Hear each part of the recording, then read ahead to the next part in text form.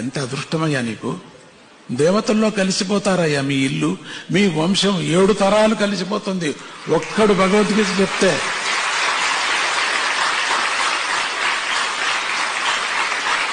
ఒక ఇంట్లో ఒక పిల్ల గాని ఒక పెద్ద గాని ఒక భగవద్గీత నేర్చుకున్నారంటే 7 తరాలు వైకుంఠానికి వెళ్ళిపోతారయ్యా.